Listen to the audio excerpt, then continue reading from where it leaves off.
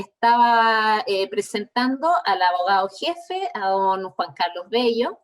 Él es abogado de la Universidad de Chile, magíster en Derecho Penal de la Universidad Diego Portales, mención en Derecho Procesal Penal, es diplomado en Reforma Procesal Penal de la Universidad Alberto Hurtado y cuenta con una especialización en la Universidad de Harvard sobre teorías y herramientas del proyecto de negociación de Harvard. Se desempeñó como asesor jurídico de la Mesa Directiva Nacional del Colegio Médico de Chile entre el 2004 y 2005. Desde ese año y hasta la fecha es el abogado jefe nacional del área jurídica de Falmed. Permanentemente está desarrollando actividades de docencia y de exposición sobre derecho médico. Y como abogado jefe ha liderado la participación de la defensa de más de 5.000 juicios en la materia.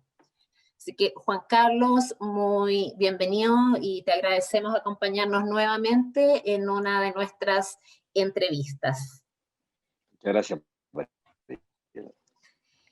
Y nuestro invitado especial para la ocasión, quiero darle especialmente las gracias por su disposición de acompañarnos.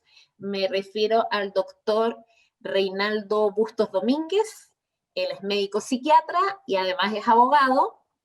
Es especialista en sociología, cuenta con un magíster de la Universidad Católica, un magíster en Derecho Penal de la Universidad de Talca y de Barcelona, en la Universidad Pompeu Fabra, un PhD en Salud Pública y Bioética de la Universidad Católica de Lovaina, ex docente de la Escuela de Medicina de la Universidad de Chile, en Bioética y Humanidades Médicas, y del programa de doctorado en psicoterapia de la Universidad de Chile, de la Universidad Católica y de la Universidad de Heidelberg. Ex docente en psiquiatría de la Universidad de Chile y la Universidad Diego Portales. Es autor, además del ensayo Las enfermedades de la medicina, el sacrificio del sujeto en las prácticas médicas modernas, ganador del premio del ensayo del Fondo Nacional del Libro a una de las mejores obras literarias del 1998. Y también es autor del libro Antropología Médica del 2005 en coautoría con el doctor Miguel Cotó. Quiero reiterar nuestro agradecimiento, doctor, por habernos aceptado la invitación que como fundación le hacemos, y aprovecho de saludarlo y probar cómo nos escucha, cómo se escucha su micrófono. Doctor, ¿cómo está? Muchas gracias por la invitación, escucho perfectamente bien y espero que también me escuche bien usted. Le escucho fuerte y claro, se dice. Gracias. Y cuando son las 7:10, quiero darles agradecer la asistencia de quienes hoy día nos acompañan. Esta entrevista en vivo se realiza en el marco de una serie de encuentros en vivo que venimos realizando como área de docencia de la Fundación desde abril más o menos del año pasado, y que nacieron en el contexto del COVID-19 con el interés de nuestra parte de poder atender de mejor forma las inquietudes que pudieran presentarse a los profesionales médicos en un contexto sanitario especialmente adverso. Durante el mes de diciembre no tuvimos actividades, así que estamos retomando estos encuentros y comenzamos hoy día 14 de enero, y la segunda entrevista que vamos a realizar en el marco de las vacaciones o del verano, la realizaremos el jueves 28, así que desde ya los dejamos invitados. Les recordamos que además nos pueden seguir en nuestro sitio web de Falmed. También esta grabación va a ser subida posteriormente al YouTube de Falmed, donde se pueden suscribir, y va a haber un resumen en nuestro Twitter, @FalmedChile.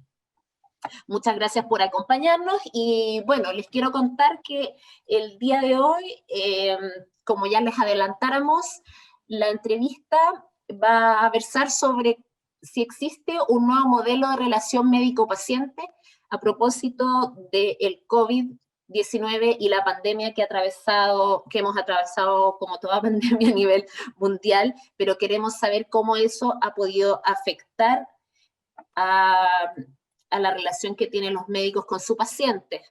Recibimos cerca de unas 110 consultas y a partir de ellas hemos elaborado esta entrevista que en esta ocasión va a tener algunas características quizás distintas. Podríamos decir que más que la clásica entrevista de preguntas y respuestas, queremos colocar una serie de temas y lograr una conversación en profundidad con nuestros invitados, aprovechando que tenemos este importante especialista invitado que comparte la mirada médica y la mirada legal desde sus especializaciones, y ahí conversar sobre la crisis y la tensión que pudiera estar desarrollándose en la relación médico-paciente. Para eso hemos definido 4 temas que queremos conversar con ustedes. Vamos a partir con una definición de lo que entendemos por modelos de relación médico-paciente, y la historia de estos modelos y cómo son tocados por la coyuntura. Luego queremos hablar de los efectos colaterales que ha podido tener el COVID-19 más allá de los propiamente sanitarios, sino cómo ha repercutido en el ánimo y en el ejercicio profesional médico, y por tanto se ha podido afectar en el buen vínculo de los profesionales con sus pacientes. Luego queremos hablar un poco de este súper capa que se le ha puesto a los médicos esperando que sean los nuevos superhéroes, como los hombres de la primera línea que nos están defendiendo frente a un virus, pero cómo eso también puede hacer un manejo de expectativas que finalmente provoque también conflictos. Y finalmente queremos llegar a un tema que fue el más consultado por ustedes a través de los formularios, y que tiene que ver con cómo podría afectarse la relación médico-paciente a partir de las atenciones a distancia, como la telemedicina, que si bien no es una práctica nueva, sí se ha instalado con fuerza durante la pandemia y que al parecer, como dicen todos, llegó para quedarse. Si eso puede tener repercusiones también en los vínculos y en la relación y en el trato de los pacientes y de los médicos, y si no, se estaría viviendo quizás una deshumanización a partir de las plataformas tecnológicas. Estos son los temas que hemos tratado o que vamos a tratar, y que esperamos que ustedes puedan hacernos llegar sus consultas a través del chat, y recuerden que tienen esa posibilidad, y además varias consultas que recibimos que más bien escapaban del foco de la conversación que queremos tener hoy día, van a ser oportunamente derivadas y contestadas internamente. Y bueno, para comenzar, queríamos marcar un poco la introducción sobre la cual queremos tener esta conversación, y en el fondo es partir que, sabiendo del enorme impacto sanitario que ha tenido el COVID-19 y el impacto económico que también está teniendo, ciertamente también la pandemia viene a modificar la forma de practicar la medicina. Es probable que dichos cambios tengan repercusiones en las formas de relacionarse de los profesionales médicos. Desde ahí que queremos conversar cómo trastoca el vínculo del médico con su paciente, pero también este paciente que no está solo, sino que está con un familiar o con una persona que lo representa. El médico también en su relación con los otros profesionales del equipo de salud. Y también cómo cambia el enfermo y su relación con su familia. Entonces, más que una entrevista, como les decíamos, queremos plantear una conversación frente a estas preguntas que nos tensionan, en un marco donde el ciudadano chileno ha cambiado a uno con un mayor empoderamiento, donde la confianza con las autoridades e instituciones se ha ido quebrando. Si eso creemos que también puede traspasarse a la relación médico-paciente. Queremos conversar si entre medio de esta pandemia que ha puesto en el tapete más que nunca las precariedades del sistema sanitario altamente segregado como es el chileno, eso ha provocado un mayor aumento del desgaste profesional y cómo les puede afectar una eventual judicialización frente a estas adversidades. Los riesgos de la toma de decisiones médicas frente a una enfermedad poco conocida, las implicancias bioéticas cuando no hay suficientes recursos para todos, el desgaste y agotamiento físico-mental, las nuevas formas de atención a distancia y la ansiedad por los escenarios normativos cambiantes y la posibilidad de enfermarse y enfermar a otros. Recuerdo y traigo a colación que ayer se conoció una noticia de un médico argentino que habría renunciado a su puesto de primera línea luego de que 3 colegas fallecieron y sintiendo que la ciudadanía no se ha comportado a la altura del desgaste que han tenido ellos como profesionales. Ellos que le ha tocado trabajar en condiciones subóptimas, que se han convertido también en el colectivo, uno de los colectivos más vulnerables de la pandemia. En este marco, entonces, nos preguntamos cómo aplicar la beneficencia, la no maleficencia, la justicia, la autonomía, cuando al médico le toca decidir entre a quién le otorga una cama o un respirador. Y por eso nos preguntamos si esta crisis que trae consigo un desbalance en las posibilidades de brindar la atención médica puede afectar en lo que entendemos por el ejercicio profesional médico y cómo recibe él su llamado a la vocación de prestar servicios aun cuando aun cuando su salud propia está comprometida. Sobre estos temas queremos conversar y como les habíamos dicho, primero quería partir consultándole al doctor Reinaldo Bustos a propósito de estos temas que yo le comenté, cómo esta contingencia puede repercutir en un modelo de relación médico-paciente. Si usted considera que el modelo paternalista en la relación ha ido evolucionando hacia otros modelos informativos, interpretativos, deliberativos, y si este proceso de cambio del paternalismo se puede ver afectado a propósito de la pandemia. Así que le doy la palabra para que nos aclare y nos defina los conceptos de modelos y cómo esto podrían estar cambiando, o eventualmente no, a propósito de la pandemia. Gracias, Mariela. Bueno, en verdad es un tsunami de preguntas lo que usted ha hecho, ¿no? Y contestarlas indudablemente que no es fácil. Yo quisiera a ver si es que pudiera...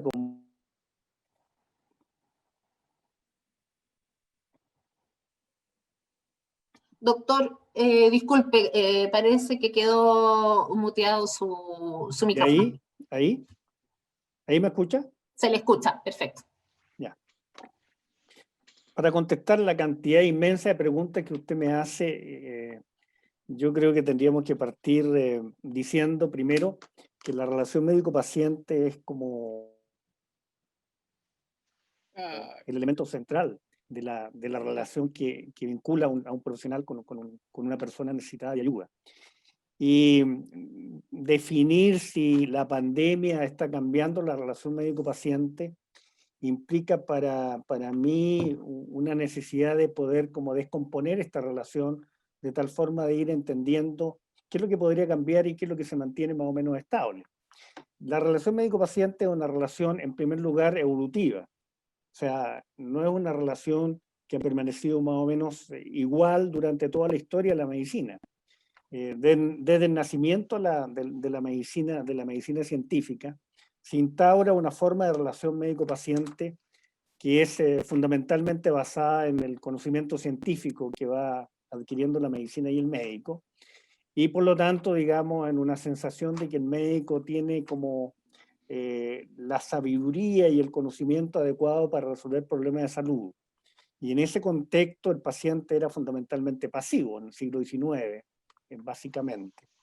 De ahí que se entiende que la relación, como usted bien decía, era un poco paternalista, en tanto cuanto el paciente ignorante se sometía, digamos, a la sabiduría del médico para resolver sus problemas de salud y enfermedad.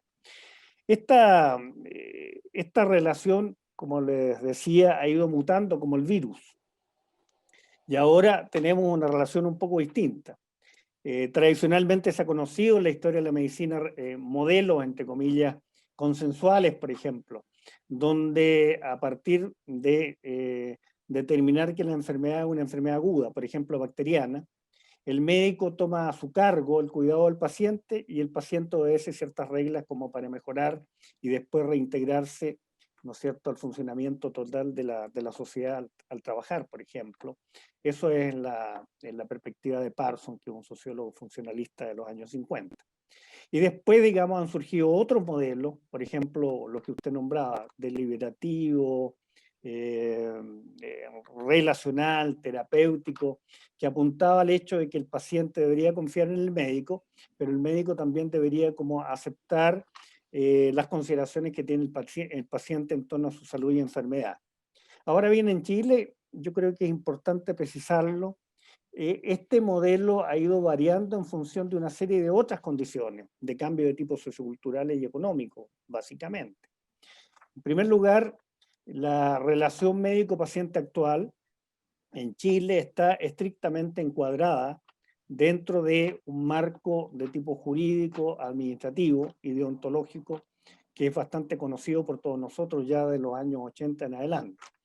Es decir, está basada en el código deontológico del Colegio Médico, por un lado, en las reglas jurídicas que están en los textos legales y particularmente la ley 20.584, que es la ley de deberes y derechos de los pacientes, y una serie de decretos agregados en función de esa ley. Y además, digamos, con un sesgo, yo diría, bastante como mercantil, en el sentido en que la economía ha, digamos, signado, ha generado una especie de sello, entre comillas, ¿no es cierto?, que ha acentuado la relación médico-paciente en términos de usuario por un lado y prestador de servicios por el otro. Lo digo porque yo creo que voy a utilizar este elemento como para explicar, digamos, o para, digamos, dar a conocer mi perspectiva de cómo podría influir la pandemia en la relación médico-paciente actual. Pero yo creo que hay otra dimensión de la relación médico-paciente que también es necesario considerar, porque yo creo que es la gravitante, y es la relación humana que se plantea entre el médico y el paciente. El paciente indudablemente va a buscar seguridad, o sea, funciona en función, entre comillas, de un principio de certidumbre. Busca a alguien que le ayude a solucionar sus problemas de salud y enfermedad frente a lo que implica la enfermedad. Incertidumbre, miedo, angustia, en fin, etcétera, de saber si se va a sanar o no se va a sanar, si va a mejorar o no, cuál va a ser su pronóstico funcional en adelante, etcétera, etcétera.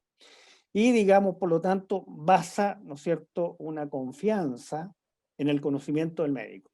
Pero por el otro lado, el paciente también expresa una serie de representaciones acerca de su propia salud y enfermedad. Recuerden ustedes que si bien la enfermedad diagnosticada es un elemento objetivado por el médico, en el sentido en que el médico determina, mire, usted cumple tal y tales criterios como para declararlo yo enfermo, el paciente también tiene una representación propia que a menudo es subjetiva. Y una buena relación médico-paciente se basa fundamentalmente en hacer coincidir este punto de vista del médico con el punto de vista del paciente. La enfermedad nunca es tan solo, digamos, un elemento, por ejemplo, del laboratorio alterado o un examen alterado. Es una respuesta, entre comillas, subjetiva frente a una situación que estadísticamente está determinada por el médico en términos de funciones alteradas, más o menos, etc. Entonces, tenemos en la relación médico-paciente una dimensión evolutiva, una dimensión normativa y una dimensión humana, que de estos elementos, entre comillas, podrían estar siendo modificados en la relación médico-paciente actual, en la epidemia actual? Yo creo que fundamentalmente la humana. Creo que, digamos, el marco general, el marco jurídico, el marco normativo, el marco administrativo, no se ha modificado en absolutamente nada. Incluso con la telemedicina, incluso con todas las otras formas, entre comillas, alternativas de atención a los pacientes. Pero la relación humana, indudablemente que se tensa. ¿Se tensa por qué? Porque las representaciones que la epidemia, que la pandemia tiene sobre todas las personas, incluidos los médicos, nosotros también somos vulnerables al temor, al miedo a enfermarnos, indudablemente agudiza como las percepciones de los pacientes en el sentido de exigir una atención rápida, por ejemplo, exigir la mejor atención, exigir ser atendido uno de los primeros, etcétera, etcétera, en un contexto de recursos escasos, en un contexto de tiempos acortados, digamos, intermediaciones como por ejemplo telemedicina, donde los sistemas se caen y tienen problemas de conexión. Indudablemente ahí se pueden agudizar las tensiones en la relación médico-paciente, en esta dimensión humana de la relación. Ahora bien, yo creo que como médicos nosotros estamos preparados como para sortear esos inconvenientes en la medida en que tenemos que mantener siempre una perspectiva clínica en primer lugar, de tal forma de poner, digamos, en el centro al paciente, respetando fundamentalmente las reglas de la Lex Artis y las reglas deontológicas en el ejercicio de la medicina. Gracias, doctor. Y quiero darle la palabra a don Juan Carlos Bello, y en ese sentido también preguntarle si considera que las normativas también van afectando la relación médico-paciente. Gracias, Mariela. Buenas tardes a todas y a todos. Primero debo decir que me enorgullece y me alegra enormemente compartir esta tarde con el doctor Bustos, digamos. Estuvimos en abril del 2017, la última vez juntos en el lanzamiento de su libro, Psiquiatría, un gran libro que lo recomiendo a todos porque es un libro muy ilustrado y muy necesario. Habiendo dicho eso, entendemos perfectamente, compartimos totalmente la apreciación que hace el doctor Bustos sobre lo que es la relación médico-paciente y las distintos estadios o dimensiones que tiene. Desde lo normativo y desde lo estrictamente jurídico, también compartimos la idea de que la pandemia no ha venido en cambiar, no hay normas que cambien las reglas de la relación médico-paciente, no aparecen artículos, ni reglamentos, ni dictámenes que así lo digan. No obstante eso, creo que hay un elemento que sí hemos notado quienes trabajamos en esto, y que tiene que ver con la dimensión precisamente humana que decía Reinaldo, y que tiene que ver en la dimensión humana en un aspecto que yo diría que incluso es positivo. A pesar de las carencias, a pesar de la pandemia, a pesar del miedo, la percepción que tenemos, pero sobre todo los datos que tenemos en la Fundación, es que han habido menos reclamos en contra de los médicos que en otras ocasiones. Han habido menos juicios en contra de los médicos que en otras ocasiones. Han habido menos mediaciones que imputan o que cuestionan actos médicos en otras ocasiones. Y yo creo que ahí hay un elemento a tener presente, dada la pandemia, y que tiene que ver con, si me apura Mariela, que tiene que ver con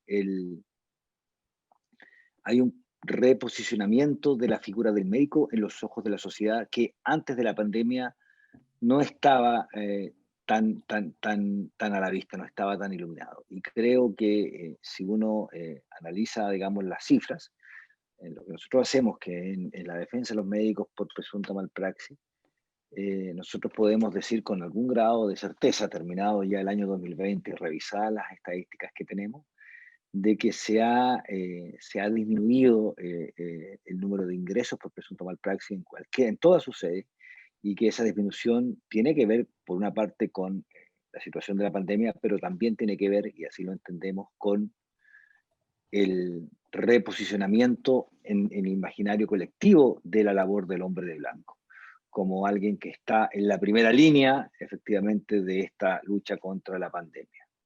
Y eso es un elemento positivo. La pregunta del millón, y la lanzo inmediatamente, es ¿Qué va a pasar si cuando esto felizmente superemos, digamos, esto, y empiece nuevamente a la marea, digamos, a una resaca hacia nuevamente el cuestionamiento?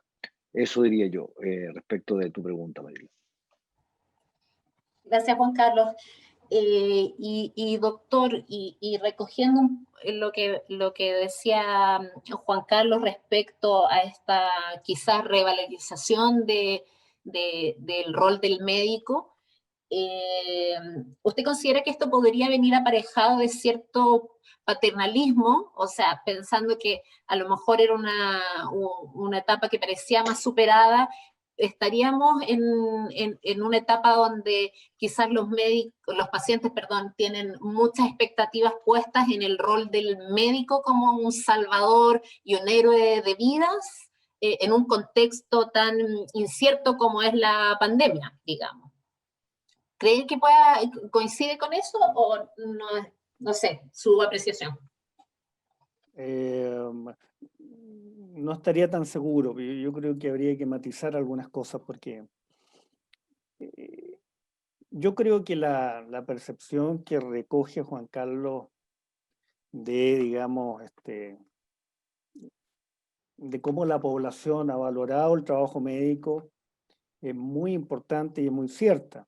Y creo que es coherente con la historia de la medicina. En realidad, digamos, si nosotros retrocedemos a pestes anteriores o a crisis de tipos sociales como la vivida en los años 20 del siglo pasado, que se llamó cuestión social, donde el problema básico del país era, digamos, que la condición sanitaria de la gente era mayoritariamente deficiente, en términos de que había mucha tuberculosis, que había mucha sífilis, enfermedades de transmisión sexual, había mucha pobreza, habían una serie de factores que indudablemente hacían que el país, incluso como Estado, fuera vulnerable en la medida en que, si bien recuerdo del libro de María Angélica Llanes, La salud del pueblo y el Estado y la respuesta del Estado frente a esa crisis, digamos, no había ni siquiera gente como para hacer el servicio militar y por lo tanto, digamos, la seguridad nacional estaba como en peligro. En ese entonces, los médicos asumieron un rol titánico de ir generando las condiciones sociales, políticas y económicas como para ir generando el Sistema Nacional de Salud, ¿no es cierto? Producto de fundamentalmente de esas luchas. Hay gente como el doctor Del Río, como el mismo Salvador Allende en ese entonces, en fin, José Joaquín Aguirre, en fin, todos los próceres, los grandes, digamos, médicos chilenos de esa época, asumieron un rol protagónico y lograron, digamos, configurar toda una arquitectura social y sanitaria muy, muy potente que hasta el momento nos ayuda, pese a que después de los años 80 el sistema público de salud empezó a desmembrarse o a precarizarse en Chile. Entonces, la visión que tiene Juan Carlos de que hay una revalorización de parte de la población es coherente, fundamentalmente cuando aparecen situaciones de incertidumbre y la necesidad de regular esa incertidumbre, o sea, aportar un poquitito de orden al caos que representa la enfermedad, el sufrimiento y la muerte, indudablemente que los médicos aparecen, digamos, privilegiados en la escena pública. Y por eso, digamos, que la gente les agradece, que los reconoce, en fin, etc. Pero yo creo, honestamente, que también tenemos que decirlo, que los médicos en esta pandemia han demostrado un espíritu superior. Yo he visto cómo los colegas van a trabajar a los centros de urgencia, a la atención primaria, a las UCI, y lo hacen con desprendimiento, con generosidad. Han fallecido varios colegas, como el caso de los argentinos, ¿no? Y ninguno ha renunciado y ninguno ha pretendido, digamos, sustraerse a su rol de cumplir con su deber médico, de estar ahí en la primera línea o, dependiendo de las circunstancias, atendiendo a los pacientes y tratando de ayudar. Yo creo que eso indudablemente que en el futuro podría repercutir, digamos, en establecer una relación paciente-médico mucho más equilibrada, en el sentido en que, digamos, la conciencia del médico, la buena conciencia del médico, se encuentre con, digamos, una buena confianza de los pacientes, evitando fundamentalmente este sesgo que yo, digamos, decía anteriormente en la relación médica actual, de ser usuario por un lado y prestatario por el otro, que, digamos, al darle como este carácter, entre comillas, contractual a la relación médico-paciente, da pábulo como para que lleguen algunas personas exigiendo, en circunstancias que es difícil, digamos, responder, por ejemplo, en circunstancias de pandemia, por la escasez del tiempo, por la escasez de los recursos, en fin, a las necesidades urgentes, entre comillas, que tengan los pacientes, y que eso pueda derivar en un daño o perjuicio para el paciente y transformarse en un problema de tipo legal o ético para el médico. Bueno, eso como para más o menos situar la situación de la relación actual de los médicos y los pacientes en función del reconocimiento de la población y el rol que han jugado los médicos en esta pandemia. Juan Carlos, una consulta que nos hacían era cómo se podían manejar las expectativas del paciente frente a esta enfermedad, que por un lado tiene condiciones propias donde los diagnósticos no son tan claros, donde los tiempos de recuperación no están tan claros. ¿Cómo puede el médico abordar esa incertidumbre que tiene el paciente frente a la evolución y frente a las expectativas de evolución que tiene la enfermedad? Haciendo la salvedad de que la visión que planteo es una visión desde lo normativo, no desde lo médico, digamos, desde el resguardo de la buena relación médico-paciente en un manto jurídico, por decirlo de alguna manera, ni siquiera ético, porque la ética corresponde más bien al ámbito médico, la ética médica, por supuesto. Yo diría que hay 2 o 3 paradigmas que a mí me importa y que hemos de alguna manera reiterado de manera casi majadera en nuestras presentaciones. La primera que yo diría es un apego irrestricto a las lex artis. Yo creo que eso es quizás la razón esencial por la cual un médico puede, digamos, establecer una buena relación con un paciente, el apego restricto a la lex artis. Entendiendo la lex artis, como tú sabes, como aquella práctica médica generalmente aceptada por la medicina en un tiempo y lugar determinados para un paciente en concreto. Si yo a eso le sumo el hecho de la relación médico-paciente desde una perspectiva de el total y absoluto intercambio de intereses hacia un fin común, me parece que es un segundo elemento que uno debiera tener presente al momento de generar estas tranquilidades o por lo menos transparentar estas incertidumbres. Los pacientes, y lo digo también como paciente, y ahí estoy diciendo, quieren que el médico les diga todo, quieren que les diga, que sea transparente, que incluso diga cuando no tiene nada que decir, cuando no sabe qué decir. Es ese transparentar la información con el paciente que hace que el paciente tenga precisamente confianza en el médico y hablo ya desde mi especialidad, y que finalmente no cuestione en caso de un resultado adverso. Y yo diría que el tercer elemento que está presente en eso y que también es normativo es la previsibilidad. La previsibilidad como un elemento esencial al momento de juzgar los actos médicos está dada precisamente, y es quizás el mejor resguardo, el mejor parapeto que tiene el médico al momento de enfrentar un cuestionamiento desde el punto de vista médico, aún en pandemia. Porque precisamente la previsibilidad de lo que pueda pasar, digamos, aquello que pudiera pasar, desde una perspectiva incluso reconocida en las leyes chilenas, digamos, anterior a la pandemia, me va a dar la posibilidad de haber transparentado esas consecuencias con los pacientes, ¿ya? Y haber transparentado esas posibilidades de actuación con los pacientes. Y si yo actué conforme a lo que era previsible, jamás se me podrá imputar lo que no es previsible. No sé si se entiende lo que estoy diciendo. Y bajo esa lógica, esos tres elementos, entendiendo que ellos se enmarcan en algo que sí la ley lo recoge, sobre todo la 20.584, que es que hace de la relación médico-paciente un elemento en el cual la autonomía de la voluntad, la decisión del paciente, sí es relevante.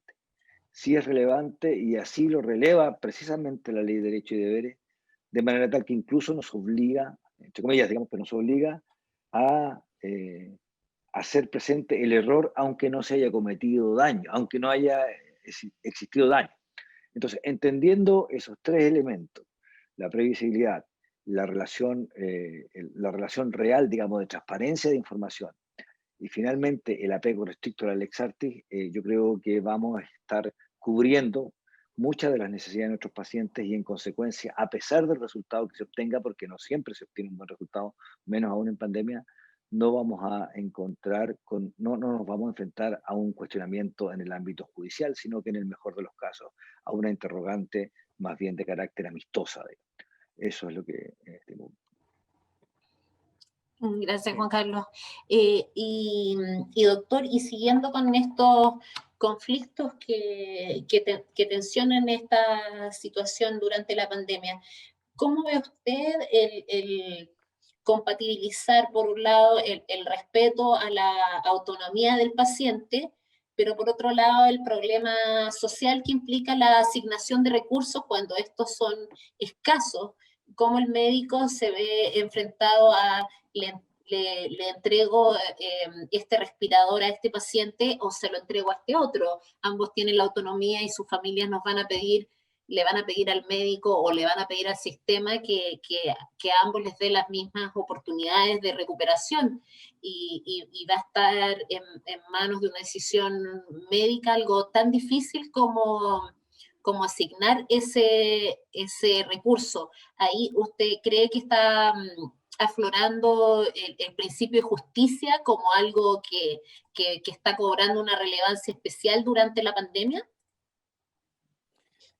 Sí, efectivamente, pero antes de contestar esta pregunta, que me parece sumamente importante, yo quisiera reforzar los principios y la manera como Juan Carlos ha abordado el tema, en el sentido de descomponer, digamos, ¿no?, los factores que inciden en una buena relación médico-paciente y en una buena práctica médica, a través de la evitabilidad del daño o del perjuicio para el paciente. Creo que es muy pedagógico y recoge el sentido de lo que ha hecho Falmed durante todo este tiempo. Primero, yo quisiera reforzar un poco más eso también desde el punto de vista médico, diciendo de que, digamos, la medicina es una disciplina antigua. Como decía antes, ha evolucionado con el tiempo. De acuerdo a Fernando Lola y a Laín Entralgo, la medicina es un saber hacer. Y creo que es importante destacarlo, digamos, es un saber hacer. O sea, no es tan solo la aplicación de un conocimiento técnico como para ofrecer una solución a una persona que tiene una enfermedad, sino que también hay que saber hacerlo. Y ahí juegan, digamos, factores de humanidad, factores de relación, factores de comunicación, como decía Juan Carlos, factores de empatía, de poder, digamos, transmitirle al otro un conocimiento a su altura, en términos muy concretos, lo que en derecho se recoge como lex artis ad hoc, y el juez lo valora en esos términos, ad hoc, o sea, en términos muy concretos. Si uno se enfrenta a un paciente, tiene que adecuarse fundamentalmente a él, tiene que explicarle, darle a conocer, digamos, ¿no?, elementos de su enfermedad, pronóstico, en fin, etcétera, dentro de las condiciones que lo permitan, tiempo, lugar, cultura, en fin, etcétera, como para que el paciente pueda definir con claridad qué es lo que quiere hacer. Por ejemplo, optar por una u otra alternativa terapéutica, etcétera, etcétera. Entonces, la medicina planteada en estos términos de saber hacer reivindica fundamentalmente el rol profundamente ético que tiene la medicina. De hecho, todas las profesiones que, digamos, tienen que ver con personas son profesiones que se valoran por este componente ético. El componente valórico de la profesión es lo que permite, digamos, ¿no?, estar conociendo ahora la gran aceptación que tiene la medicina y los médicos en la población.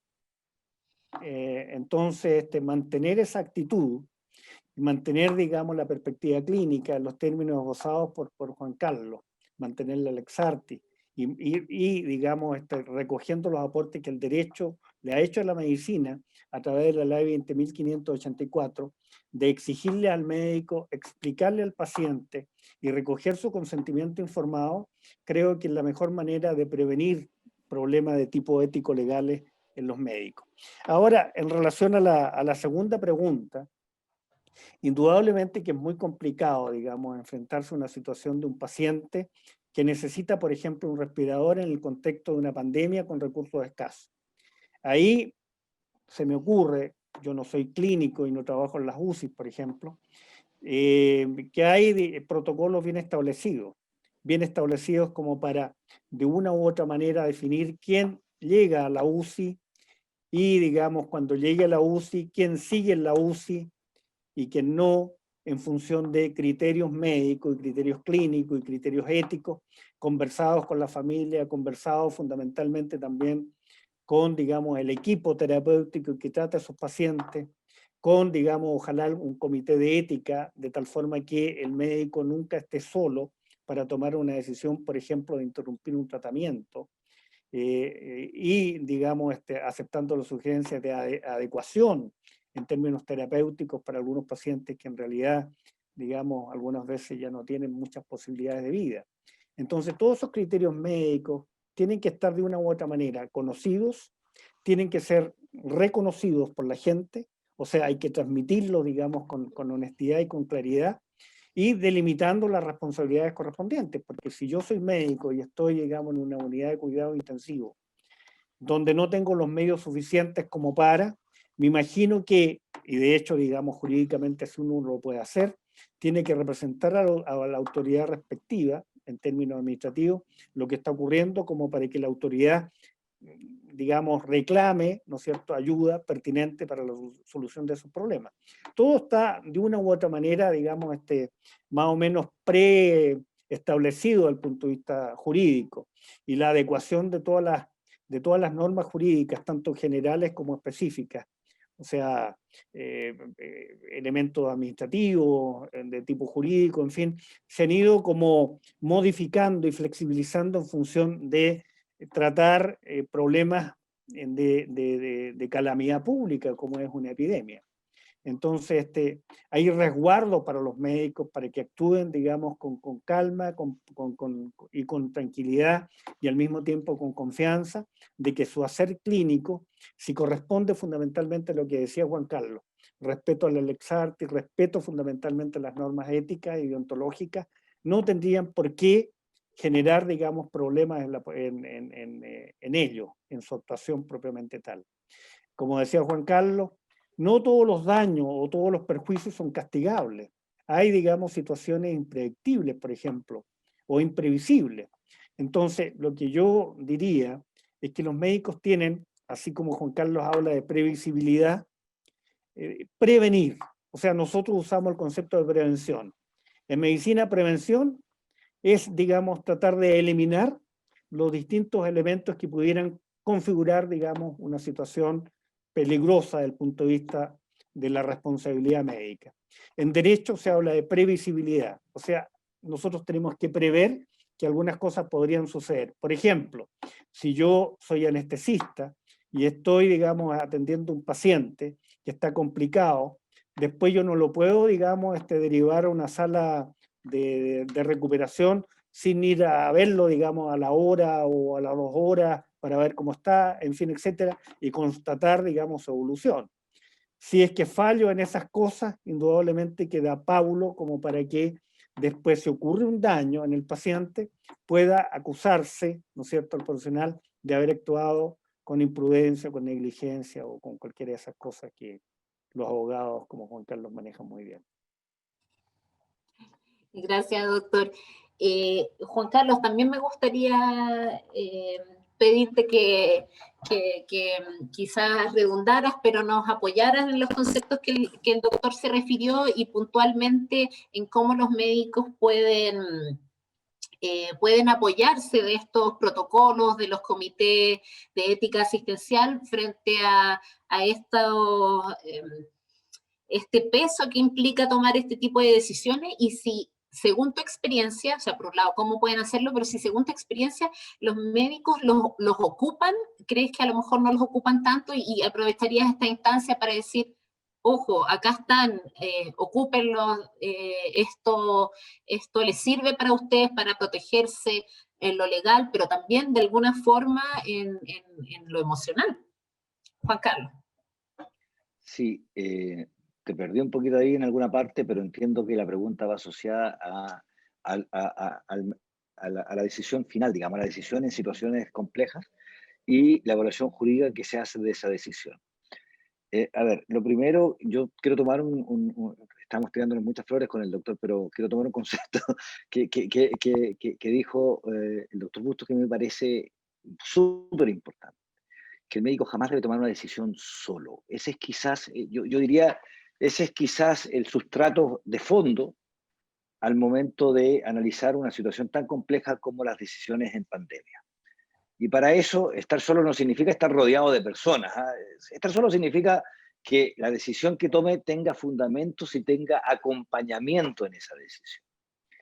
Y ahí partimos desde una base que nosotros también hemos, de alguna manera, propuesto, que es la existencia clara de protocolos ex antes sobre la determinación de decisiones asociadas, por ejemplo, a situaciones de última cama o situaciones complejas de ese tipo. Yo creo que es fundamental que existan protocolos no solo aprobados ex ante, sino que además reconocidos por el mundo médico de que son los protocolos adecuados, que están basados, digamos, en lo que desde el punto de vista médico corresponde. Eso es lo primero, yo diría que eso. En segundo lugar, la decisión consensuada de colegas a mí me parece que es vital. Las decisiones que se toman en conjunto son aquellas generalmente que son las más fundadas y las que tienen más capacidad de ser idóneas y efectivas para el problema que se está acaeciendo. Y yo diría que en tercer lugar, la existencia de los comités de éticas han adquirido en el ambiente de la pandemia una relevancia vital desde el punto de vista médico-legal, porque son finalmente ¿cómo decirlo? Es el resguardo ético final, digamos, de la conducta que se está imputando. Habiendo dicho eso, hay dos cosas que quiero decir que debieran también generar tranquilidad en nuestros médicos. Lo primero que les voy a contar es el día... exactamente, entiendo que el día 1 de abril del año 2020, el gobernador de Illinois, al tenor de la pandemia, digamos, promulgó una norma especial para su estado. Y en ella se establecía que los médicos y las instituciones serían inmunes a demanda de responsabilidad civil por eventuales lesiones o muertes que pudieran causar con ocasión de su participación en la emergencia sanitaria, dejando a salvo claramente aquellos que en inglés se dice como gross negligence o willful misconduct, es decir, culpa grave o dolo, derechamente. En el mismo sentido, la Comunidad Europea, digamos, y el Instituto de Leyes Europeo le pidió a sus estados que adoptaran medidas de ese tipo. A mí me parece que, siendo esto una salida muy propia de los norteamericanos, digamos, muy propia del derecho anglosajón, a mí me parece que en Chile esa normativa no es necesaria porque las normas jurídicas permiten, las actuales normas jurídicas, que precisamente eso pase. Es decir, que precisamente la imputabilidad, o sea, la capacidad de ser responsables, la culpabilidad, la capacidad de tener culpa, sea ponderada en un contexto de previsibilidad, en un contexto del ex artis, en un contexto de un estudio de alguna manera circunstanciado de cómo se dieron, de cómo se dio la atención, para no pretender, después de conocer el resultado, imputar responsabilidades. Y en el ámbito de la pandemia es aún más importante. Y un tercer resguardo que los médicos tienen es que, en general, yo diría que en la gran mayoría de los casos, si no en todos, los jueces ponderan así los actos médicos. ¿Ah? Y bajo esa lógica, no solo tenemos entonces una norma, no solo tenemos protocolos hechos, no solo tenemos la discusión en conjunto, no solo tenemos una norma que nos protege, sino que además tenemos una ponderación de manera acotada, precisa, directa, de cómo se evalúa esa conducta. Y en ese sentido, esos tres elementos a mí me permiten decir con algún grado de certeza de que en general las conductas médicas que son cuestionadas y que no tienen fundamento jamás son condenadas. Jamás son condenadas. No podemos evitar el cuestionamiento porque los pacientes pueden quedar con dudas respecto de la atención. Y ahí es donde entra a jugar la relación médico-paciente como un elemento coayudante para ese ámbito. Pero lo cierto es que si a esos tres elementos están presentes en nuestra relación, y si además, y aquí tengo que decirlo, lo defienden los abogados de Falmet, ese cuestionamiento no debiera llegar a una condena. Eso es importante.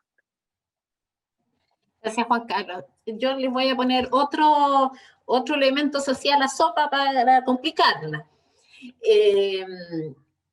En un contexto, y según lo que hemos ido conversando, el médico y la relación médico-paciente, donde no son solo dos individuos, digamos, sino que es el médico con su equipo, en una institución, por otro lado el paciente con sus familias, con sus creencias, el sistema sanitario de por sí complejo, engorroso, quizás inequitativo.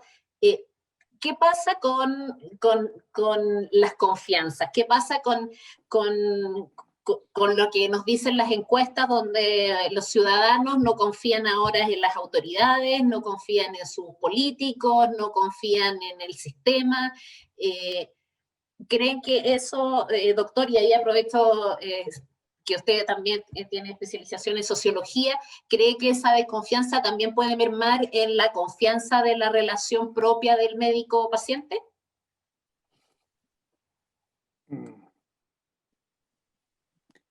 Yo creo que felizmente no.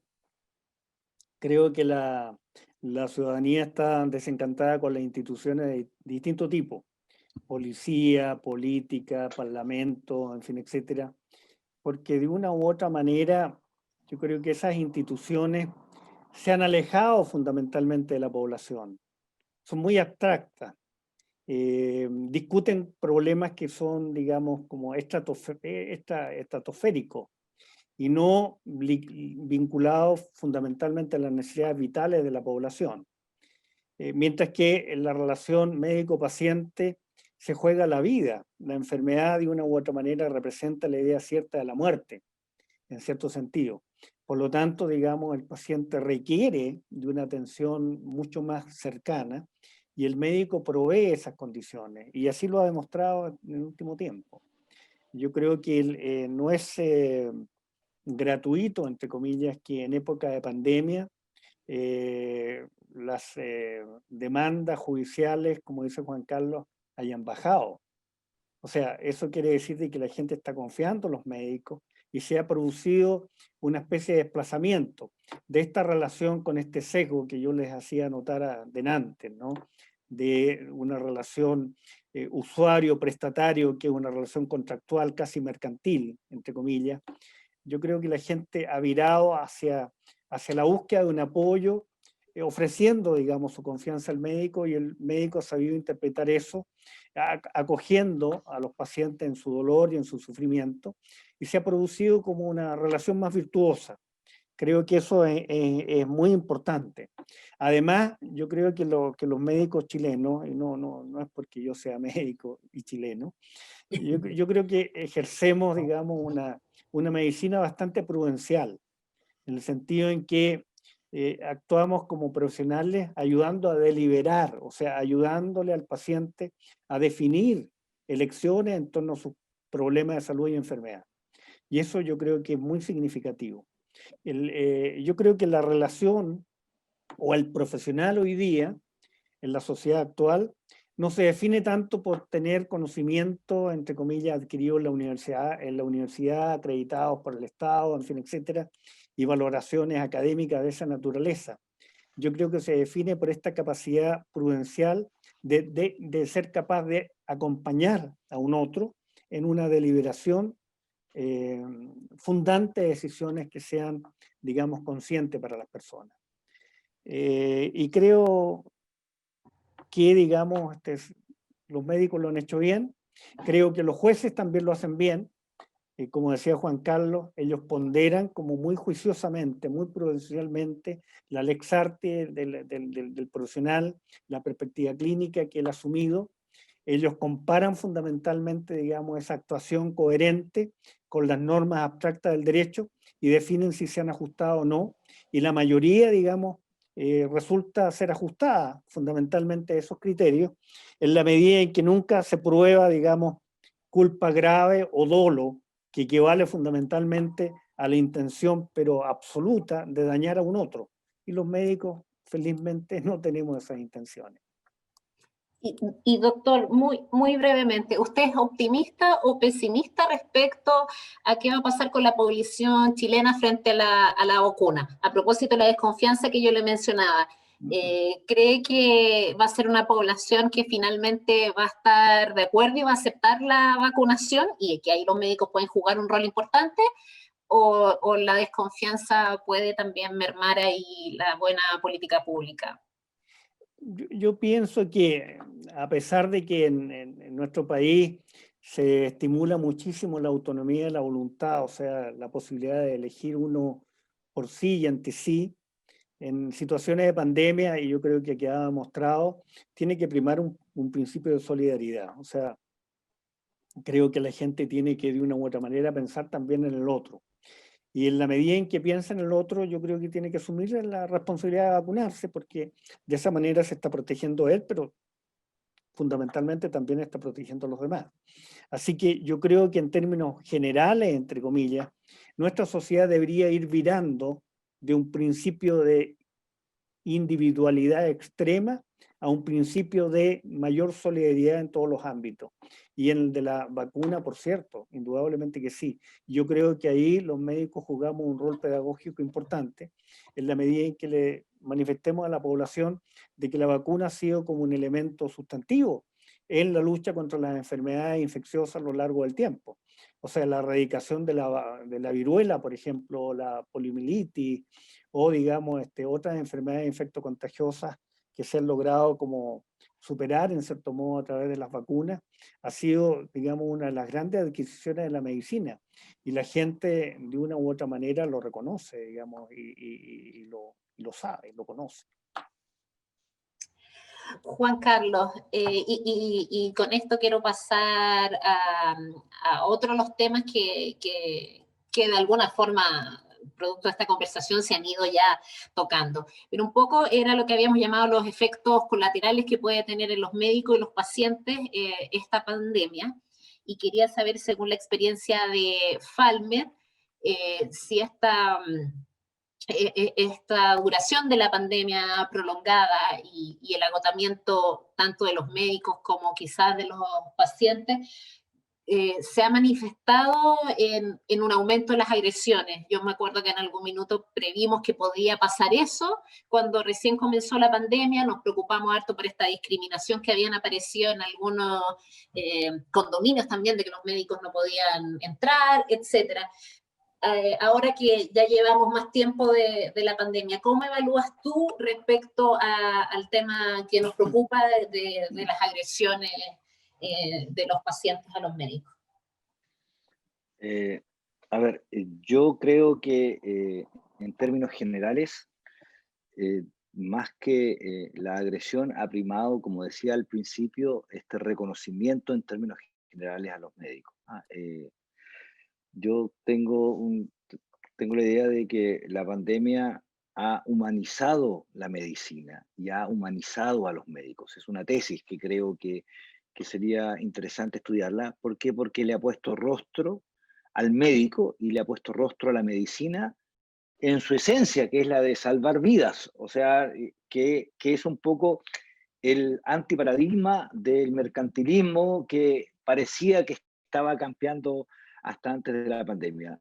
Eh, en ese contexto creo que a pesar de que la sociedad, después de un año de pandemia, después de un año de encierro, pudiera estar más violenta, porque eso, y ahí lo explicará mucho mejor el doctor Justo en su condición de psiquiatra, digamos, pudiera generar determinados efectos, los números nuestros no nos dicen que ha habido más agresiones que en otros tiempos. ¿Ah? Y eso yo creo que tiene que ver precisamente con la razón basal, que es esta humanización, este reconocimiento, este reposicionamiento humano del médico. Y bajo esa perspectiva yo creo que la pandemia tiene muchos efectos negativos, sin duda, y ojalá que no hubiese existido. Pero hay elementos positivos que uno debe tomar, y uno de esos es este reencantamiento. A pesar, como digo, de que han existido casos, de que hemos visto casos, pero no son en la medida ni la predicción que esperábamos. Gracias, Juan Carlos. No deja de ser una muy buena noticia eso. Y doctor, ¿qué opina usted de cómo este agotamiento del personal médico puede afectar el trato en la relación con sus pacientes y esta preocupación por una eventual agresividad? No, indudablemente que el trabajo excesivo, la demanda excesiva, junto a otros factores, como por ejemplo la escasez de recursos, en fin, me influye en la relación humana que se tiene con un otro, ¿no? Y eso tanto vale para el paciente como para el médico. Por eso yo decía antes, cuando veíamos si se podía transformar la relación médico-paciente en función de la pandemia, de que tan solo una dimensión, la dimensión humana, podría estar sujeta a ese tipo de cambio. Porque obviamente, digamos, la angustia de ver morir gente, la angustia de no poder ayudar efectivamente porque faltan tales o cuales recursos, influye en el ánimo de las personas, es un factor de vulnerabilidad que genera, digamos, angustias, que genera irritabilidad, que genera cansancio. Hay muchos equipos que a lo mejor están quemados por el trabajo intenso, etcétera. Por lo tanto, digamos, yo creo que en este tipo de circunstancias, digamos, el apoyo del Estado es fundamental, el apoyo de la política pública, y esa es la responsabilidad que tienen, digamos, las autoridades. O sea, yo creo que los médicos están cumpliendo y están cumpliendo muy bien. De nuevo, lo que dice Juan Carlos, de que no haya, digamos, tanta agresión para con los médicos, y que sean casos puntuales, habla de que la relación se ha mantenido más o menos incólume, se ha mantenido bastante bien. Por lo tanto, digamos, si ocurrieran situaciones de distinto tipo, yo creo que, digamos, habría que buscar una respuesta mucho más efectiva de las autoridades sanitarias como para hacer de que los equipos funcionen de la mejor forma posible y no estén expuestos, digamos, a situaciones extremas, ¿no? De cansancio, en fin, de vulnerabilidad emocional o física para realizar bien su trabajo, que es lo que están haciendo. Doctor, pero ¿usted proyecta que pudiesen darse situaciones como la del médico argentino que siente, además yo creo que del miedo a enfermarse, daba la impresión que sentía un poco que la población había un poquito de despreocupación por su propia salud, un poco de desidia, que uno preocupa, dado la publicidad que han tenido estos últimos días, las fiestas clandestinas, que los médicos sientan que por un lado están haciendo un esfuerzo bajo una presión máxima, pero que por otro lado no toda la ciudadanía se comprometa con su cuidado. ¿Cree que Bueno, eso puede afectar? indudablemente que afecta. Yo he escuchado a colegas que indudablemente se sienten, digamos, pasados a llevar, poco respetados, en fin, etcétera. por la población que sigue haciendo este tipo de cosas, por ejemplo, fiestas clandestinas u otras, no se cuidan entre ellos, etcétera, porque esos son individuos que potencialmente pueden llegar también a los servicios de urgencia o a las UTI, y los médicos y el personal de salud está obligado como a cuidarlos y a solucionar sus problemas eventualmente. Entonces es obvio, digamos, y es entendible, por ejemplo, el reclamo moral que hace este colega argentino de decir, mire, yo renuncio haciendo fundamentalmente ver, digamos, a la población y a las autoridades que necesitan como un soporte fundamental como para hacer su trabajo, ¿no? Yo creo que los médicos y el colegio médico lo ha hecho presente en numerosas ocasiones, lo ha expresado, lo ha puesto en el tapete público, lo ha dicho elocuentemente. Yo he escuchado a los dirigentes del colegio hacerlo. Ojalá que no se tenga que llegar a una situación simbólicamente tan fuerte como renunciar, por ejemplo, a la función que uno cumple en un hospital, porque está absolutamente sobrepasado, ¿no es cierto?, por las conductas irresponsables de la población o de las autoridades. Ojalá que no. Los médicos, bueno, felizmente tenemos una conciencia y social y profesional que de una manera nos ha permitido o les ha permitido fundamentalmente los que han trabajado en UCI y en primera línea, enfrentar este tipo de situaciones con bastante altura, con bastante profesionalismo. Juan Carlos, claro, y en esto de mandarles o de hacerlos y describirlos como superhéroes a los médicos, especialmente de la primera línea, cuando la verdad es que son humanos que están haciendo un trabajo sobrehumano, ¿hasta dónde se le puede exigir al médico que ponga su propio, que se arriesgue él, digamos, a contraer la enfermedad del COVID, producto de su trabajo? ¿Hasta dónde puede llegar y cómo se cuida legalmente de aquello, Juan Carlos? Ya. Bien, o sea, yo creo que a los médicos no se les exige que arriesguen su vida, lo hacen todos los días cuando están atendiendo pacientes con COVID. Y eso de por sí es un acto, y hay que decirlo con todas sus letras, un acto de heroísmo. No es el heroísmo de batallas, ni es el heroísmo de asaltos a fortalezas, pero sí es un heroísmo diario. Y es un heroísmo diario que encuentra su sustento y su fundamento en precisamente el qué hace, en la esencia de la medicina, que la medicina no es más que, ya lo han dicho muchos médicos, un acto de amor por el prójimo, no es más que eso. O sea, hay muchas cosas más que eso, digamos, pero en esencia es eso. Y en ese contexto, el médico debe necesariamente, y así se han dictado normas, estar lo más protegido posible para enfrentar esa situación.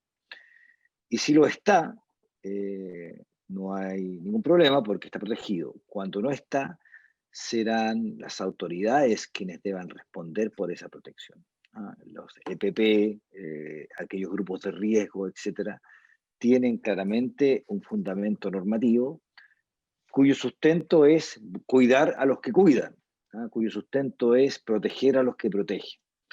Y en consecuencia, en caso de que esto no ocurriera, están los medios legales para hacer presente esta situación, están los recursos, las instancias procesales administrativas para hacer presente esta situación. Pero claramente, sin perjuicio de eso, digamos, efectivamente es un reconocimiento natural y público y notorio de que los médicos se enfrentan todos los días a situaciones de complejidad y por algo son grupo de riesgo, ¿no? Por algo son grupo de riesgo, por algo administrativamente son los primeros que reciben las dosis de vacunas que están llegando, se hablaba de las vacunas hace un rato, y claramente también, y aquí me va a disculpar el doctor Augusto porque me voy a meter en un tema de él, pero claramente hay que cuidar también la salud mental de esos médicos. Se hablaba del burnout o de los médicos quemados o fundidos, como uno pudiera decir, y se ha hablado mucho de eso. piensen en la situación en que están esos trabajadores de la salud, los médicos también entre ellos, y claramente uno debiera pensar en cómo protegemos esa salud antes del burnout, porque el peor escenario que pudiéramos tener como país es que hubiese un burnout masivo, digamos, de médicos, porque ahí sí que estaría más compleja la situación, no solo para los médicos, sino que para toda la población. Sí, doctor, y como dice Juan Carlos, ya yo me he aprovechado, bueno, haciéndole preguntas en su calidad de médico, en su calidad de psiquiatra, en su especialización en sociología. ¿Usted tiene alguna especial preocupación por el agotamiento mental que puedan sufrir los médicos? Y en ese sentido, quizás, ¿cómo podríamos, por un lado, aprovechando la audiencia que está, hacer alguna recomendación, algún llamado de alerta de cuando ellos pueden darse cuenta que están en este proceso? Y otra pregunta, yo esto se lo pregunto en mi calidad también de periodista, ¿cree que algo a nivel social nos hemos fallado en mostrar? A veces siento que hablamos mucho de la falta de recursos, como que faltan recursos cama, pero poco hablamos de la falta de recursos humanos que hay, que detrás de una cama son muchos profesionales los que se ven involucrados y que han tenido que sostener un trabajo de tanta demanda. Doctor. Bueno, por cierto que yo creo que tiene que haber una preocupación importante por los equipos de salud. O sea, no podría o no sería deseable que los equipos de salud se sintieran agobiados y sobrepasados por la demanda, con insuficiencia de recursos, con, digamos, problemas de salud personal, en el sentido de estar quemados, en fin.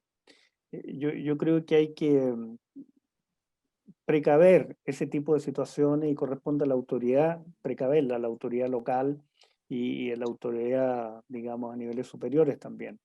Yo creo que deberían haber planes especiales como para ayudar a los médicos y fortalecer, digamos, su rol y su rol y su vocación, que creo que son elementos que de una u otra manera los favorecen en el sentido de defenderlos contra, digamos, estar quemados o estar afectados mentalmente. O sea, pero indudablemente que la vocación y indudablemente que, digamos, el rol también se agotan. Entonces deberían haber equipos de salud mental ayudando a los colegas en los hospitales, en la clínica, en, digamos, la salud primaria, de tal forma que ellos pudieran como poner en palabras sus sentimientos, sus emociones, sus ideas en torno a cómo enfrentar este tipo de cosas. Creo que los ayudaría muchísimo. Un acompañamiento, el mismo acompañamiento que los equipos de salud hacen para con los pacientes, debería, digamos, darse para los profesionales de la salud, para, digamos, acompañarlos, reitero, en esta función que es tan delicada y tan desgastante. Doctor, y la segunda pregunta que yo le decía, ¿usted cree que a nivel social hemos sabido mostrar ese desgaste que está teniendo el equipo médico o quizás todavía la ciudadanía no tiene esa conciencia de que ahí también hay un riesgo, digamos, no que se nos acaben solamente las camas, sino que los médicos se nos agoten? Bueno, yo creo que por los signos, entre comillas, que ha aportado Juan Carlos, en el sentido de que hay menos demandas médicas, demanda contra los médicos. En segundo lugar, menos agresiones contra los médicos. Eso habla de que la población de una u otra manera los ha acompañado. La población como un todo, entre comillas.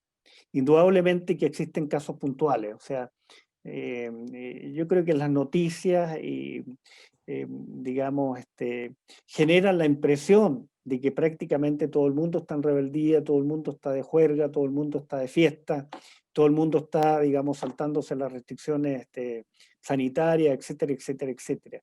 Y creo que no, que lamentablemente un porcentaje pequeño que aparece en las noticias y por eso hace tanto ruido, pero creo que el grueso de la población reconoce el trabajo médico, lo valora, lo respeta y lo apoya. Perfecto, doctor. Y Y aquí paso con el último tema que nos habían consultado harto, si es que las consultas a distancia, la telemedicina podía tener un impacto en la relación médico-paciente. No sé si quieres comenzar tú, Juan Carlos, o doctor. Doctor, le cedieron la palabra. Bueno, a ver, yo creo que la telemedicina tiene pro y contra. Entre las cosas, digamos, a favor de la telemedicina en el contexto de pandemia, es que ha podido como reemplazar atenciones que antes, digamos, no se podían hacer o no se pueden hacer por esta misma razón. Y hay que mantener una cierta distancia, protege a los pacientes, protege a los médicos, en fin. Yo creo que eso ha sido bien valorado por la población. Particularmente en mi especialidad en psiquiatría, la gente está muy conforme y está muy contenta con la telemedicina. No sé si en otras especialidades donde indudablemente, dadas las características de ella, se hace un poco más difícil. Por ejemplo, un cirujano, cómo va a examinar físicamente a un paciente a través de la telemedicina. Tiene que confiar a lo mejor en un tercero, en un colega que está, digamos, con ese paciente a distancia, en fin, etcétera. Bueno, pero felizmente yo creo que, como decíamos también delante, la arquitectura como jurídica, de tipo administrativa y general, se ha ido adecuando a estas prácticas que han llegado y que se van a quedar seguramente, para, digamos, definir o proponer un conjunto de principios a los cuales, digamos, los médicos debemos, y los pacientes debemos atenernos como para hacer consultas a través de la nueva tecnología de la telemedicina. Y al mismo tiempo, digamos, las normas jurídicas también de aplicación general y otras normativas, tengo entendido, digamos, he leído que, por supuesto, para dar recetas electrónicas, para extender licencia electrónica, existe toda una normativa que de una u otra manera tiene que estar legitimada por el Estado, o sea, las distintas instancias administrativas del Estado han generado circulares, decretos, en fin, dictámenes de distinta naturaleza que han dado como bastante claridad y han permitido seguir ejerciendo la medicina por estos medios, con, digamos, yo creo, relativa satisfacción de la población. Indudablemente que la telemedicina, a mi juicio también, porque esto son materias opinables, no suplanta la relación concreta, presencial con los pacientes, porque es muy distinto estarlo mirando a través de una pantalla a mirarlo in situ, donde uno puede captar, digamos, la sutileza, por ejemplo, el brillo en los ojos, en fin, el movimiento fino en los labios, o cosas por el estilo que denotan otro tipo de cosas. Por lo tanto, digamos, sin ser una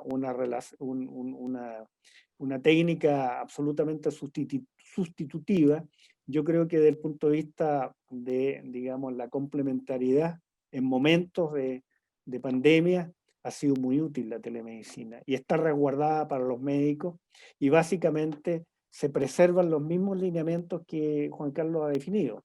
Digamos, el médico que hace bien su trabajo, que, digamos, informa adecuadamente, que pide el consentimiento informado en algunas condiciones específicas, ya sea, digamos, por escrito u oral, que, digamos, se rige en relación a la Lex Artis, en fin, no tiene por qué tener problemas o no debería tener por qué tener problemas en ningún sentido. Gracias, doctor. Juan Carlos, respecto a la telemedicina, ¿tú nos podrías dar algunas recomendaciones para los médicos? Es la consulta quizá una de las más recurrentes que hemos recibido en la experiencia que llevamos de entrevistas durante estos meses, la preocupación que tienen los médicos de no poder hacer un correcto diagnóstico a propósito de una falta de un examen físico. Entonces, permanentemente recibimos consultas de cómo resguardarse legalmente. Juan Carlos, si pudieras entregar algunos tips de recomendación. Yo entiendo que cuando hablamos de telemedicina, hoy en día hablamos de televida. Yo no sé si solo la medicina es la que está a distancia, sino que es la vida en general, las relaciones interpersonales, las relaciones laborales. Los abogados litigamos ahora también por vía telemática, las reuniones sociales son por vía telemática, los cariños son por vías telemáticas, incluso las fiestas en algunos casos son por vías telemáticas. Habiendo dicho eso, yo diría que la telemedicina es un recurso que tiene la medicina para cuando no puede o no es dable o es necesario no hacerla presencialmente. Y en esa lógica, a mí me parece que ha sido un buen recurso, se ha utilizado bien y creemos que es relevante. Y creemos en Falme que es tan relevante que en el manual del ejercicio médico que vamos a sacar en las próximas semanas, va a venir un capítulo especial asociado a telemedicina para explicarle a los médicos qué es lo que entendemos desde una visión jurídica de telemedicina. Tenemos un equipo de estudio encabezado por una abogada nuestra, que es Macarena Olivares, trabajando en los temas de telemedicina. Y yo diría que en ese contexto lo más relevante o los tips que uno pudiera dar, lo primero es que es importantísimo que el paciente sepa que está siendo atendido por esta vía y que entienda qué significa la atención por esta vía. En el fondo, un consentimiento informado que dé cuenta de esa telemedicina, de ese procedimiento. En segundo lugar, que el paciente comprenda en ese contexto las limitaciones que tiene precisamente. Ya nos hablaba el doctor Buspo de que en algunas especialidades sin duda que tiene limitaciones, las limitaciones que enfrenta la telemedicina en aquellos casos en que la enfrenta. Y en tercer lugar, el tercer tip que uno pudiera dar es precisamente la idea de asegurarse del resguardo de la confidencialidad de esa atención por vía telemática.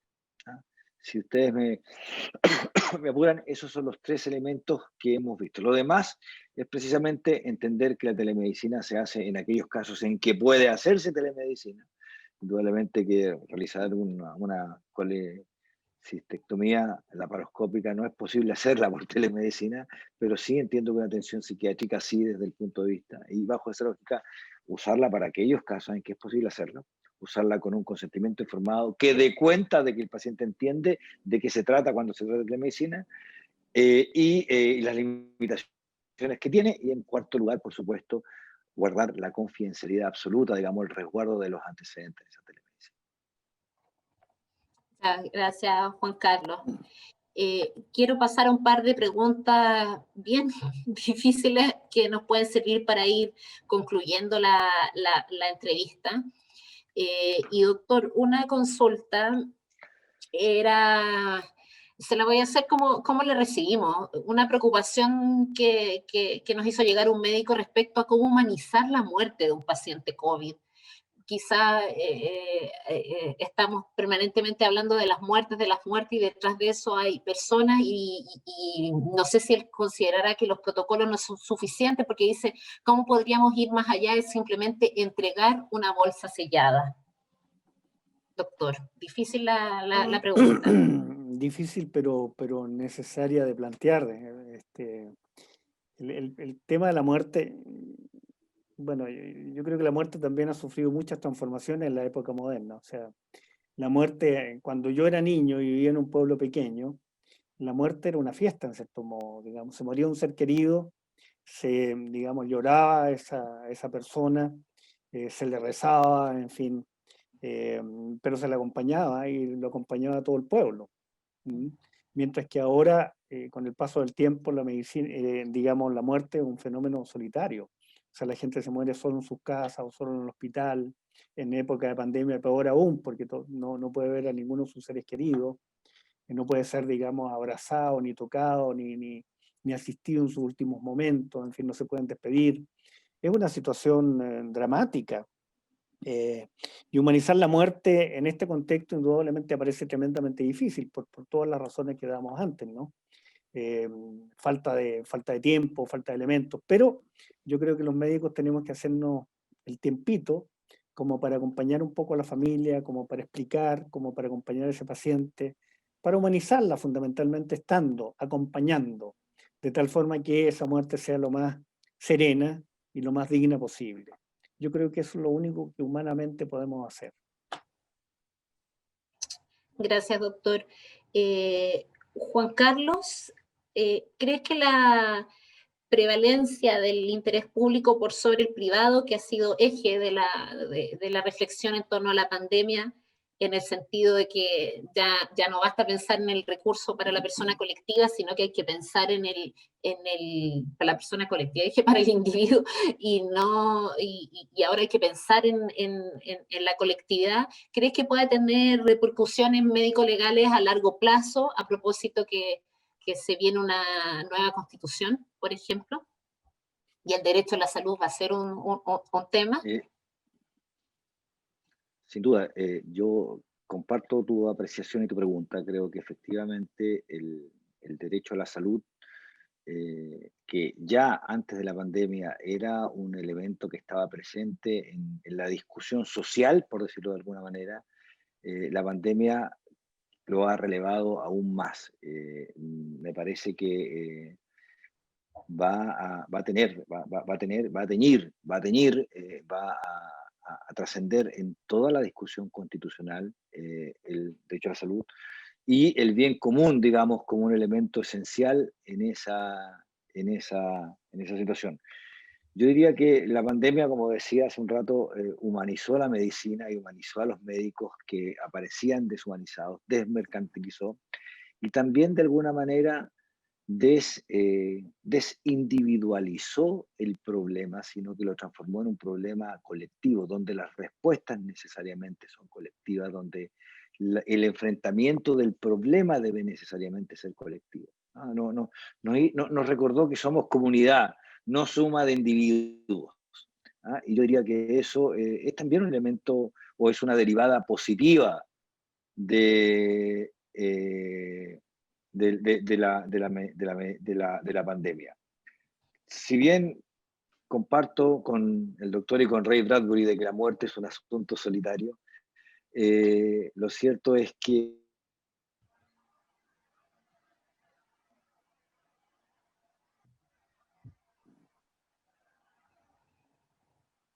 Juan Carlos, yo no sé si alguien más, yo no te escucho, no, te veo paralizado. Sí, tiene un problema del audio o del internet, parece, Mariela. Sí, varias veces se le ha ido quedando pegado. Doctor, mientras, a ver, Juan Carlos, a lo mejor ahí apagó la cámara. Juan Carlos, ¿nos escucha? Doctor, mientras Juan Carlos vuelve a conectarse, quisiera dejarle la misma pregunta a usted si quiere agregar algo respecto a la importancia del bien común, de la colectividad por sobre este derecho de la salud, quizá donde se protegía más el derecho privado de la salud. Bueno, yo también coincido plenamente con Juan Carlos. Creo que los seres humanos no somos, entre comillas, entes aislados, mónadas, ¿no? Aisladas, sino que somos seres fundamentalmente sociales y estamos en conexión con el medio, con los otros.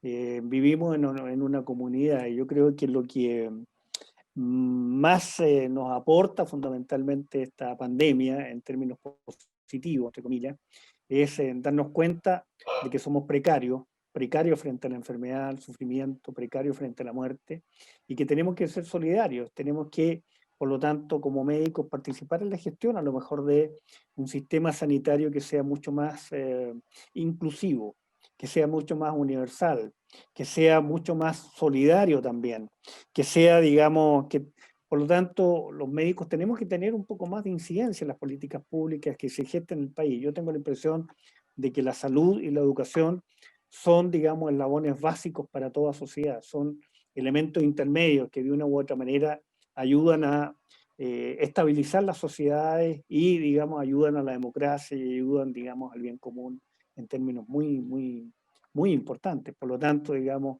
el que haya ocurrido esta pandemia y que los médicos hayan adquirido como esa aguda conciencia ética y se hagan cargo de la precariedad de sí mismo y de los otros, va a favorecer fundamentalmente esta conciencia social más solidaria que se va a traducir precisamente en organización de sistemas sanitarios más armónico y mejor preparado. Muchas gracias, doctor. Juan Carlos, no sé si puedes retomar Y además quiero, si bien no tiene que ver tanto con, pero puede servirnos quizá a modo de conclusión, a propósito de que tú comentaste durante la entrevista la baja de juicios y mediaciones. Nos preguntan en el chat si crees que pueden haber otras condiciones que pueden haber influido en que bajara esta demanda. Por ejemplo, si crees que la suspensión temporal del plazo de prescripción de los hechos pudo influir, o la restricción de movilidad de las eventuales reclamantes ante fases de cuarentena, o algún otro factor relevante en la baja de las cifras. Ya, yo creo que todas las cosas son multicausales, sin duda. Creo que efectivamente la condición de pandemia y de restricción de movilización puede tener una incidencia en la baja de juicios. Yo creo que efectivamente la misma condición nacional puede tener, pero no tengo ninguna duda de que eso por sí solo no explica la baja de números. Creo que hay un componente importante de una preocupación más bien cierta de reconocimiento del médico como un acto, como un acto de sanitario necesario, no cuestionado, y un reconocimiento a la labor médica. Sí, hay otras variables que influyen, pero sin duda que la que determina. ¿Y por qué digo esto? Porque en otros ámbitos que sí nosotros también nos desempeñamos, que no es como Falmet, que no es solo la responsabilidad profesional médica, sino que elementos asociados a eso, las cifras no bajaron y en algunos casos subieron. Entonces, claramente, el elemento diferenciador es la materia por la cual se reclama. Perfecto, súper claro, Juan Carlos. Y no sé si te quedaste con ganas de terminar tu idea respecto al bien común y cómo esto podía verse reflejado en la próxima discusión de la Constitución. No, pero o sea, es lo que decía. Yo creo que de esta experiencia, digamos, el bien común ha adquirido una relevancia que parecía dormida, pero que creo que es justo y necesario que se reponga en la discusión, sobre todo en temas tan relevantes como salud. Muchas gracias, Juan Carlos, y muchas gracias al doctor Reinaldo Bustos por habernos acompañado durante un poquito más de 1 hora y media, este 14 de enero del 2021, donde nos acompañaron en algún minuto cerca de 60 personas, y que esperamos haber podido lograr el objetivo que teníamos con esto, que más que entrevista era un conversatorio para ponerse varios temas que nos parecían en tensión y que pensábamos que nos podían permitir proyectar y eventualmente también mejorar el ámbito de acción y de relación de los médicos, los pacientes y toda la relación clínica al final y al cabo. Como sabemos que vamos a seguir con la pandemia con un rato más, nosotros desde ya los dejamos invitados porque estas entrevistas vamos a continuar teniéndolas. Dependemos también de ustedes y de su entusiasmo en su participación, el cual nosotros agradecemos, porque nos han acompañado en un año bastante agotador y largo. Y bueno, justo terminamos la entrevista hablando sobre la Constitución, que va a ser el tema que vamos a tocar en la próxima entrevista, que se va a realizar el 15 días más, el jueves 28 de enero, también a las 7 de la tarde, donde esperamos contar con un representante del Colegio Médico y con un representante del Poder Judicial, para discutir sobre cómo va a impactar la nueva Constitución, quiénes son los responsables de juzgar los actos médicos, la recuperación de la atribución ética. Queremos ir tocando esos temas y sobre eso los invitamos a inscribirse en unos días más cuando les enviemos el formulario y nos hagan llegar su consulta. Recordarles que esta entrevista fue íntegramente grabada y que nosotros se las enviamos directamente a sus correos, les compartimos el link para que por favor lo compartan, y nuestro interés es que llegue a la mayor cantidad de médicos y médicas posibles, esperando que sean temas que de alguna forma ayuden en medio de esta pandemia. Quiero reiterar el agradecimiento a don Juan Carlos Bello y a nuestro invitado especial, el doctor Bustos, por amablemente habernos acompañado. Estas entrevistas no solo implican este rato que estamos acá, nosotros nos preparamos y el doctor tuvo mucha paciencia con la fundación y compartió con nosotros para preparar los temas que ustedes nos hicieron llegar. Aquellos que no se hayan tratado, les recuerdo que nosotros los vamos a derivar a los abogados y bueno, espero encontrarlos en una próxima oportunidad, el próximo jueves, y no se olviden de seguirnos en nuestras redes sociales y en nuestro sitio web.